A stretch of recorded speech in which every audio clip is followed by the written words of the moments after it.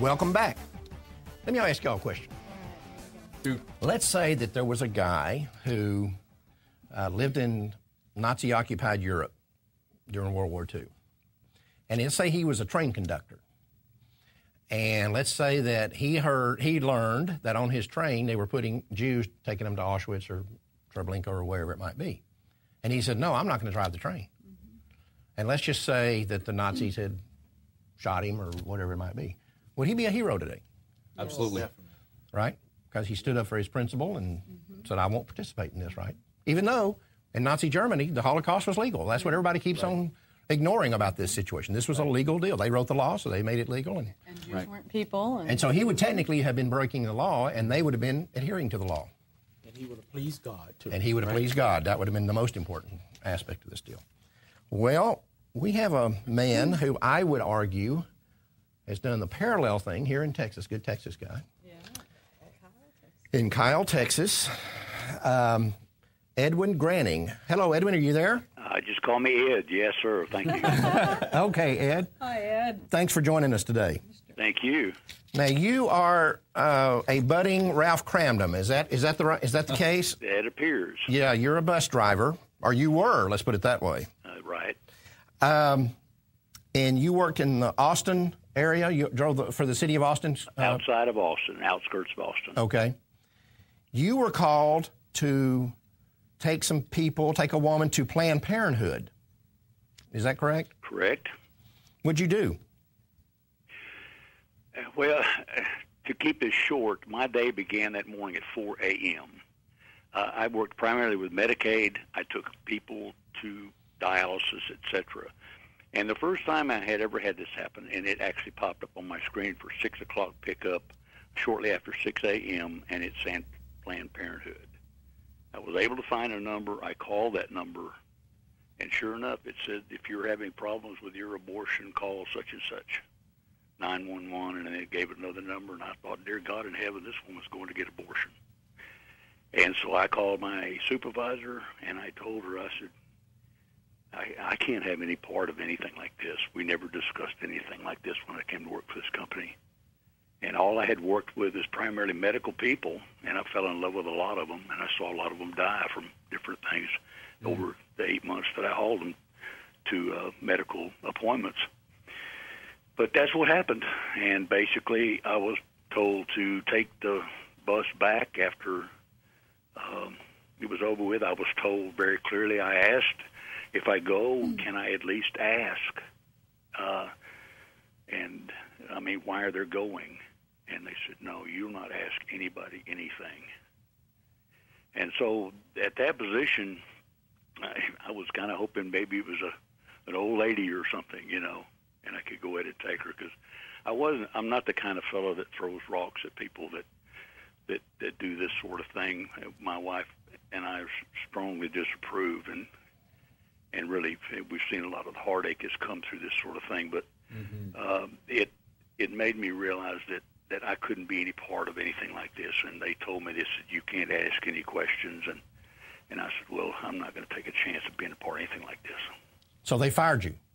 Yes, absolutely. I was told. I did have one other passenger I picked up briefly because all this was going into Austin city limits. And I went ahead and took the other lady. She knew nothing of what was going on. This was done over cell phones. Of course, you remember my place of employment was closed. Their offices were closed. I had no one to call except my supervisor. I had to call her at home. And so I said, well, let me go ahead and take this other person and get her an appointment. And when I did, I called the office in on our two-way radios, and they said, take that bus back and park it. And that was it. So you've been fired? I was fired. And First time in my life for doing something I thought was right. Wow. No, it's not that you thought it was right. It was right. Well, it was right. Absolutely right. Ed, you're not an activist, a sign holder, a long time. No, the strongest activist I do would be pray. And so here you are, 4, 5, 6 o'clock in the morning, going to work, and you're faced with a situation. And all of a sudden, it's crystallized for you. This whole nationwide abortion debate has crystallized for you, and you've got to take action. And you did the right thing. Ed, my hat's off to you, really, because you are an unsung hero. And I think that given the opportunity, a lot more people would be sitting in your shoes. Yep. And God bless you for it.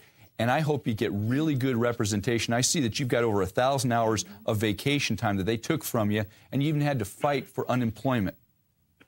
Yeah, it's a hilarious story. I may write a little article or something after this whole thing's wrapped up. And he's got after my lawyers get through with this thing. And lest anyone wonder, well, maybe he was late all the time, or he wasn't dependable, he's I was never late, late. never missed a day. That's it.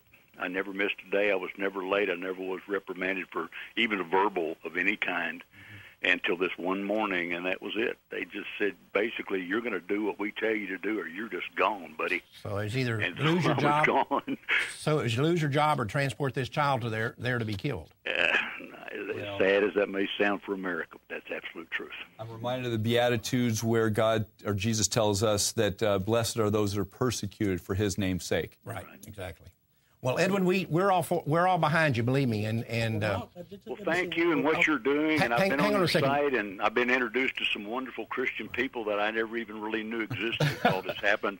And I just thank God. My wife and I and my family and all, we're very close, and we just thank God for everything that's being done and all of the work that you're doing.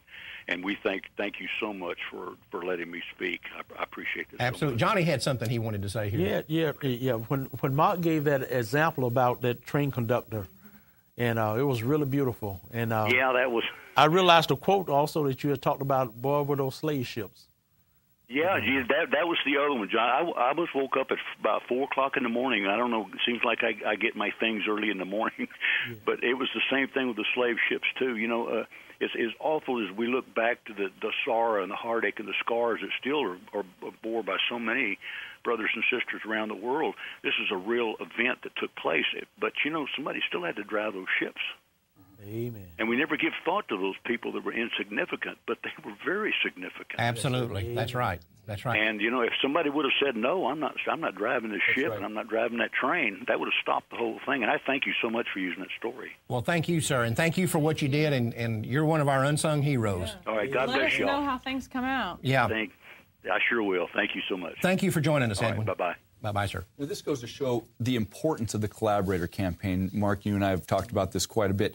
An abortion clinic cannot operate without those that fix the air conditioning, drive the buses, right, pave their driveways, or security guards, produce and maintain and provide the medical supplies. If these people say no, right, abortion stops today. Right.